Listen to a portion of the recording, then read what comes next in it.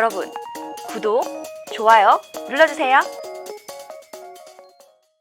시청자 여러분 안녕하십니까? 비즈니스투데이 조은주입니다. 5월 27일 경제뉴스 전해드립니다. 서울 노원구 이마트 월계점이 10개월간의 리뉴얼을 마치고 오는 28일 새롭게 문을 엽니다. 이마트 월계점 리뉴얼은 식료품 매장 혁신에 중점을 뒀으며 특히 고객에게 즐거운 쇼핑 경험을 제공하기 위해 온라인과 차별화된 오프라인 매장을 구축하는 데 집중했습니다. 비식품 매장 규모는 줄이고 여기서 확보된 공간에는 문화 엔터테인먼트부터 식음료, 패션 브랜드까지 다양한 임대 매장으로 구성했습니다. 이마트 관계자는 작년 3월 오픈한 이마트 트레이더스와 함께 복합 쇼핑몰로서 면모를 갖추게 됐다고 말했습니다. 삼성, SK, 롯데, CJ 등 주요 대기업들이 코로나 사태로 미뤘던 공채 일정을 재개하고 있습니다.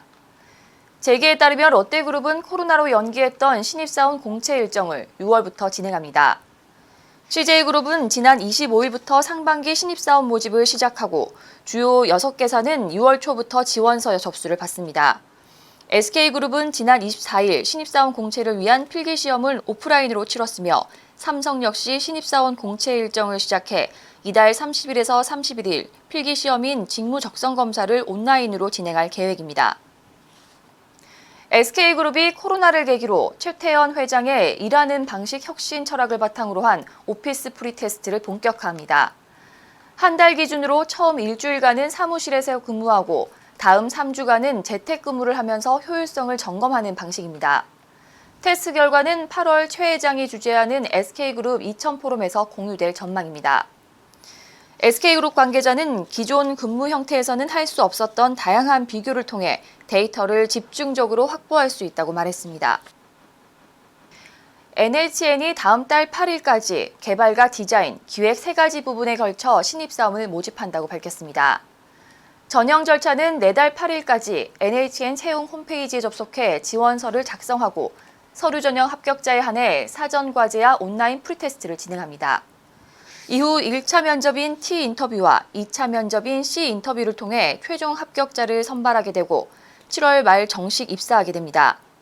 NHN은 코로나 예방을 위해 채용 과정에서 모든 면접은 화상 면접 방식을 검토 중입니다. 주요 게임 관련 인터넷 게시판뿐만 아니라 증권사의 전망 보고서 등에서 썬데이토즈와 애니팡4에 대한 얘기가 회자되고 있습니다. 애니팡 시리즈는 2012년 첫 출시 이후 국민게임이라는 별칭 속에 썬데이토즈의 기반을 닦았습니다. 특히 2014년 출시된 애니팡2로 썬데이토즈는 코스닥 상장은 물론 벤처기업 성공 신화를 썼습니다. 애니팡4에 대한 관심은 국민게임, 그것도 토종게임의 자존심이 걸린 작품이라는 의미가 크기 때문이라는 분석입니다. 동서식품은 맥심 TOP 너티 카라멜 에스프레소 라떼를 출시한다고 밝혔습니다. 이 제품은 커피 전문점의 에스프레소와 같은 방식으로 동서식품이 직접 추출한 커피에 아몬드와 땅콩 등 고소한 견과류와 깊은 풍미의 카라멜을 더해 일반 라떼와는 차별화된 고소한 맛을 느낄 수 있습니다.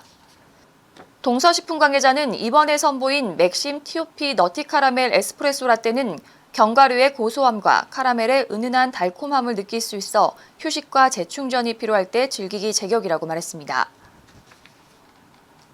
농심이 시니어 국가대항 바둑대회인 백산수배 시니어 바둑 최강전을 창설하고 백산수 브랜드 강화에 나섰습니다.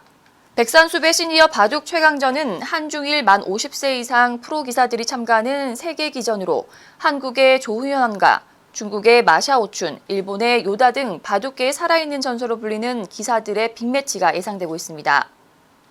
농심이 대회 타이틀로 백산수를 내세운 것은 신성장 동력인 백산수 사업을 보다 적극적으로 추진하기 위해서라는 분석입니다. 농심 관계자는 이번 대회를 통해 세계 바둑의 르네상스 시대를 또 한 번 열어보고자 한다고 밝혔습니다. LG전자가 27일 세계 최초로 48형 올레드 TV를 출시한다고 밝혔습니다. LG전자는 48형 올레드 TV를 앞세워 일본, 유럽 등 가옥 구조가 좁은 지역의 거실용 TV는 물론 공간 제약 없이 프리미엄 화질을 원하는 고객 수요를 적극적으로 공략할 예정입니다. 이 제품은 기존 올레드 TV의 장점인 압도적 화질과 뛰어난 반응 속도를 갖춰 몰입감이 중요한 게이밍 TV로도 적합하다고 회사 측은 설명했습니다. LG전자 관계자는 유럽 주요 국가를 시작으로 48형 올레드 TV를 출시한다며 일본, 미국 등 올레드 TV 수요가 높은 시장에도 순차적으로 출시할 예정이라고 말했습니다. 미래통합당이 김종인 비상대책위원회 출범에 맞춰 당 싱크탱크인 여의도연구원 해체를 추진하는 것으로 알려졌습니다. 여의도연구원은 1995년 민주자유당이 설립한 우리나라 최초 정당정책연구원으로 2013년 새누리당 체제에서 연구원으로 격상됐습니다. 그러나 박세일, 유승민 전 소장 이후 정책 이슈를 선제적으로 발굴하지 못하고 여론조사 결과도 번번이 빗나가면서 4번의 선거 참패 요인으로 지적됐습니다. 또한 주호영 원내대표 역시 최근 열린 당 비공개 회의에서 여의도 연구원 해체를 공식적으로 꺼내든 것으로 전해졌습니다. 이상 뉴스를 마치겠습니다. 시청해주신 여러분 고맙습니다.